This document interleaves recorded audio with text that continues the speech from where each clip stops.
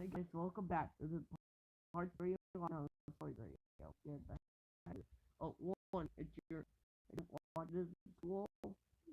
No, it's good thing back content. And this was made by a child, or I will react to it. I'm 22 years old, fresh out of college, and I recently got a job at my old high school as a sort of computer intern in the school basement.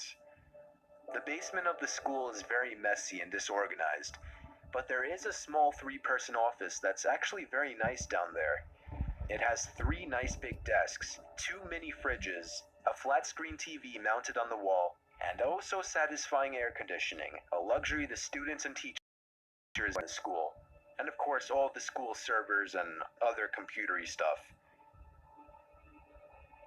I got the job because 3 of my old computer teachers flat out adored me. I could actually consider them as real friends, not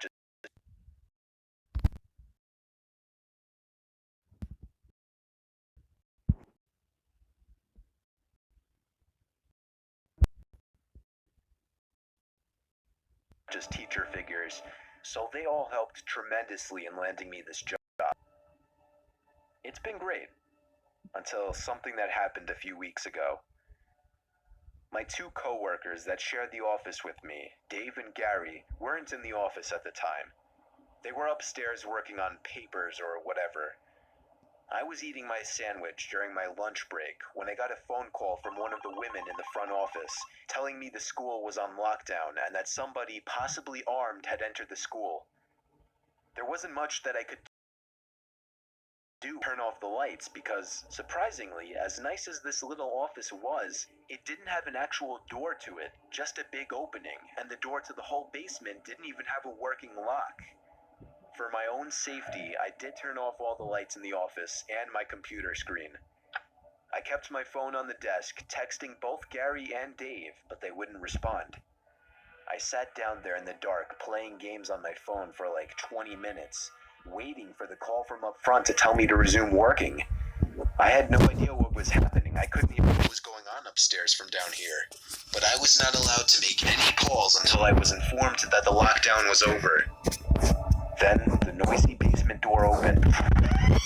As the creaking echoed across the basement and into my office, I sat up from my seat, wondering if I should call out Gary or Dave.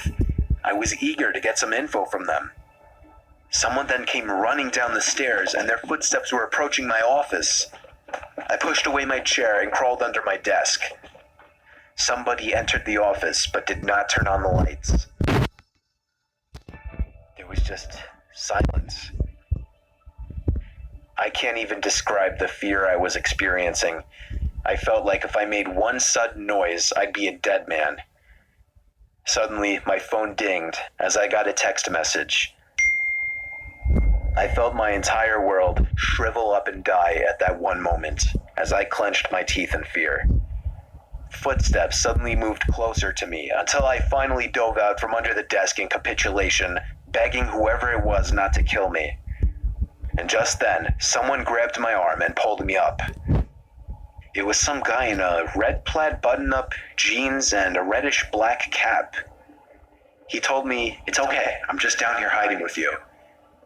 "What's going on up there?" I whispered to him. He kind of ignored my question and asked me if there's an exit down here. I told him, "Yeah, around that way." Before he could do anything else, I asked him, "Who are you?"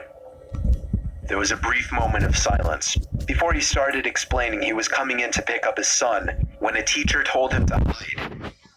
After his explanation, I checked my phone and saw the text I received was from Dave. It said, "Dude, this is fucking crazy. Some guy with a gun shot Mr. Buckley. He's wearing a red shirt and a hat. Whatever you do, don't come upstairs." I was about to reread that text out loud to the man until I realized.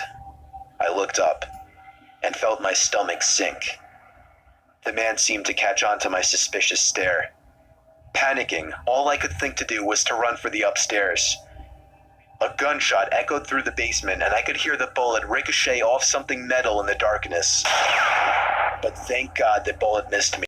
I made it upstairs.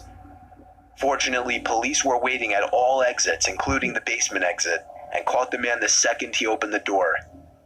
More good news, our teacher, Mr. Buckley, survived the gunshot. It was later determined that the man and Mr. Buckley had some beef for whatever reason, but that was never revealed. All we know is that Mr. Buckley couldn't have done anything that would have warranted this kind of reaction. And I know that the sound of that gunshot will forever echo in my mind. My God, quick kids are very awesome. Please subscribe, help me. I'll see you guys next. Bye, everyone.